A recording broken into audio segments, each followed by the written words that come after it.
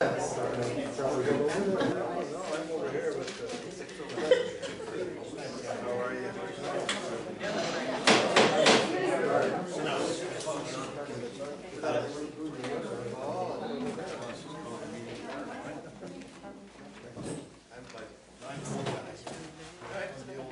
It's 6:01. I'm going to call this meeting to order, and I would ask that any member of the council has a pecuniary conflict of interest to please declare it now or at the time.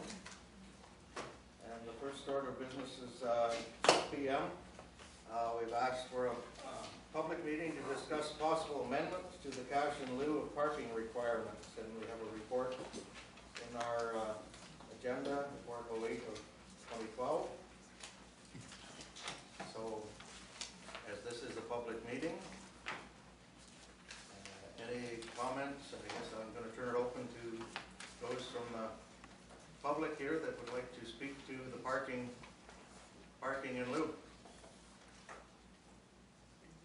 Mr. Oak. I guess I should say to identify yourself for the clerk if we don't know you and that state your property. You want me to sit up here or stand where I am? Wherever you're comfortable. Okay. How long is it going to? Yeah, I'm Brad Oak. I own some property in Grand Bend along Main Street as well as now on River Road. And I guess I was the cause of some of the fun you guys had after we got cash in lieu for the bakery. That was identified as a need back then to try to help businesses get established. As you know, it does cost quite a bit of money for someone to open up a brand new business, not only on the building and the structure, but then to try to make the operation work with the equipment and everything else from the day-to-day. That we did come at that time and ask for some sort of relief, and at that time the council elected that we were going to try to help the Main Street as much as possible, and that's where we were given the cash. We didn't have to pay the cash for that property. Since then, I bought a property on 71 River Road, and there we paid $18,000 to date, and we'd like to expand, but we have to pay for more parking again.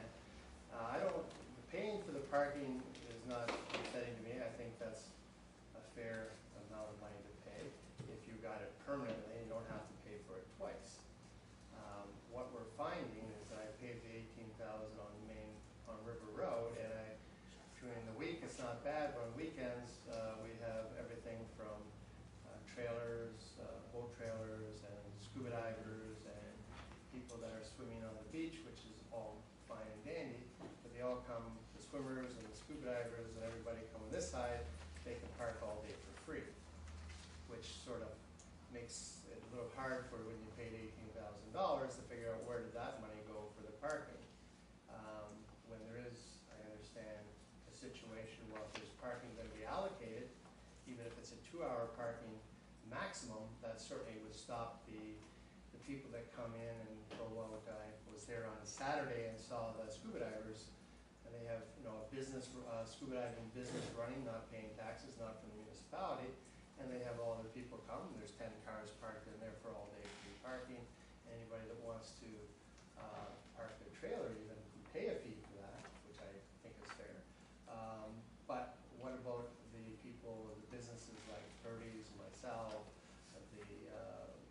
we're trying to, this is a new urban center, new business center, and then we have free parking over there. And again, I don't think we want to have paid parking if we can't, we don't have to, but I would certainly think we should limit the parking to a 2-hour parking. And then if you pay cash in lieu, is provide some fashion that my $18,000 and the future 25 or whatever I have to spend isn't going to a parking lot across the road. So my aspect is, how do I justify paying the money if that parking isn't going to be readily available? And then if I do pay for the parking, and we do have a paid parking, do my clients have to pay again? So I'm just trying to come up with some sort of situation. I offered a couple of solutions, and one was the 2-hour parking maximum per day. I understand the people that have paid to dock or put their boats in, or have paid to for the day activity, they're paying for their parking, but where they're taking up more than one parking space, they get a pretty good deal to dock their boat and park their vehicle for the whole day and do that. So I think maybe there has to be some sort of differential there aspect to pay parking someplace else. The other aspect is, can we go off-site? I mean, paying cash in lieu of parking is, if the owner can find other parking, can that be used in reverse of cash in lieu? In my situation, you come Saturday or Sunday night, I am either going to have to try to find some place outside of the area to park the vehicle, or the municipality is going to have to help provide that parking somewhere near my establishment. And I don't know what you're going to do to try to resolve that. The only thing I have understood is that there's some federal property next to the federal building that's leased right now, and I don't know who owns it or whether that could be made into parking. It's just something I'm just greenlighting right now. I'm just trying to find somewhere along the river road that we can all accommodate each other down there. So that's it for now. Okay, thank you. Perhaps I should have asked the planner to give us a bit of a background on how we got to this point before I had opened it up for discussion, but Brad makes some very good points, and I think we have to look at ways to organize things in that area. Thought I was off the hook there. Yeah, sorry about that. I should have went that direction first. I think what I'll just do is just provide an overview and summarize my report to you, and really what we're here to get some comments on from the public. First of all, an explanation of when cash in lieu of parking is collected. When it comes into play is when someone changes a use of a building to a more intensive parking use. So for an example, from a retail store to a restaurant, the parking requirement in the zoning bylaw for a restaurant is quite a bit more than for a retail store. And if the site has no parking, then obviously you can't provide the additional parking for the increased or the more intensive use.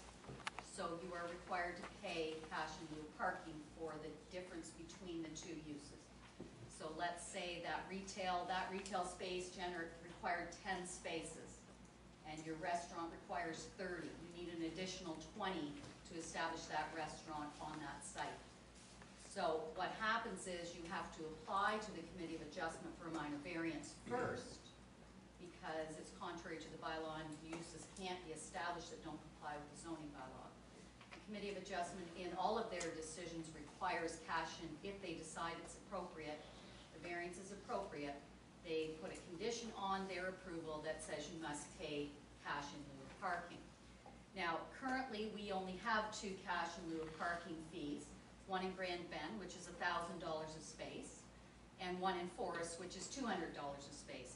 There is no other cash in lieu bylaws passed in the municipality for the rest of the municipality outside of Grand Bend and Forest. And why do we collect cash in lieu? Well, we're trying to provide a level playing field for all businesses in Lambton Shores. And when we collect cash in lieu, it ensures that all businesses, no matter of their location, either contribute financially to the provision of parking for their business, or they construct the appropriate parking on site. So we have different scenarios in the municipality where we have our older commercial areas where there really is no on-site parking generally, because the buildings go lot line to lot line. Downtown Forest is a perfect example. There's not a lot of on-site private parking for business, so we provide it on the street and in municipal parking lots. Same with downtown Grand Bend. But if we moved out outside of those areas, say to the Sobeys Plaza or the IGA in Forest, they were new developments that had larger pieces of property, so they provided parking in compliance with the zoning bylaw. 2 different scenarios. So we want them to be on a level playing field when they're more or less competing with each other. It serves the needs of the business community in areas where on-site parking is limited, in that they are ensuring continued acquisition of the municipal parking lots which will serve their clients. So when they pay cash in lieu to the municipality, we are always looking for opportunities, especially in Grand Bend where we have parking issues. Let's face it, Grand Bend is probably what we're really talking about. We don't have a lot of parking issues in Forest or Arcona, Thetford, Port Franks.